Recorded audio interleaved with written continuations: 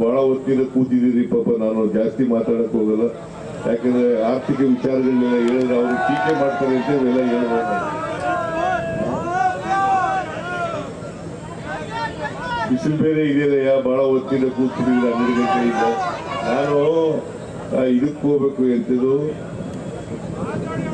ಬಾಗಲಕೋಟೆಗೆ ಹೋಗ್ಬೇಕು, ಅಲ್ಲಿ ಸಾರ್ವಜನಿಕ ಸಭೆ ಇದೆ, ಅಲ್ಲಿಗೆ ಹೋಗ್ಬೇಕಾಗಿರೋದ್ರಿಂದ ನೀವು ಒಂದೇ ನಿಮ್ಮಲ್ಲಿ ಮನವಿ ಮಾಡೋದೇನಪ್ಪ ಅಂತಂದ್ರೆ 9ನೇ ತಾರೀಕು ದಯಮಾಡಿ ನೀವೆಲ್ಲರೂ ಕೂಡ ಮತಗಟ್ಟೆಗೆ ಹೋಗಿ ಮಾಡ್ತೀರಿ ಅಲ್ವಾ?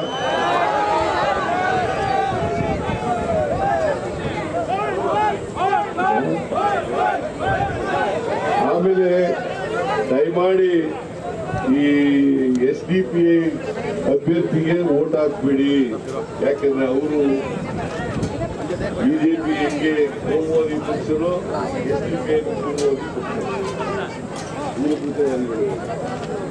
ಮತ್ತೆ ಇಬ್ರು ಪರಸ್ಪರ ಅಂಡರ್ಸ್ಟ್ಯಾಂಡಿಂಗ್ ನಲ್ಲಿ ನಿಂತ್ಕೊಳ್ಳೋದು. SDPI ವೋಟ್ ಹಾಕಿದ್ರೆ ಬಿಜೆಪಿ ವೋಟ್ ಹಾಕ್ಬೇಕಾಗ್ತದೆ. ಬಿಜೆಪಿ ವೋಟ್ ಹಾಕಿ ನಮ್ಮಲ್ಲಿ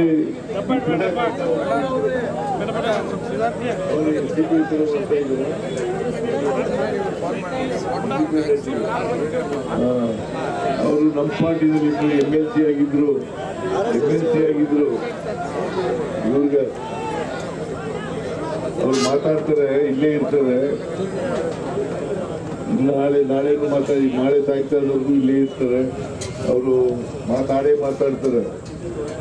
ಅವ್ರು ಮಾತಾಡಿದ್ರು ಮಳೆ ಬರೋಕೆ ಮುಂಚಿತವಾಗಿ ಮಾತಾಡ್ಬಿಟ್ರು.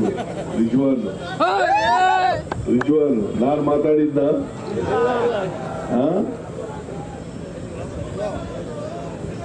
ಸಮರ್ಥನ್ ಗೆಲ್ಲಿಸ್ತೀನಿ ಅಲ್ವಾ?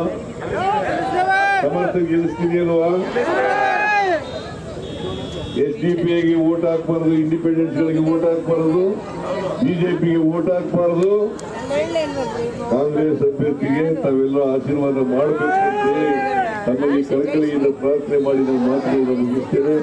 ಜೈ ಹಿಂದ್, ಜೈ ಕರ್ನಾಟಕ, ಜೈ ಕಾಂಗ್ರೆಸ್.